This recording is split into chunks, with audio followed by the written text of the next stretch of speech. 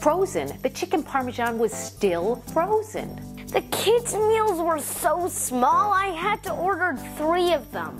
It's expensive, and then you have to leave a tip.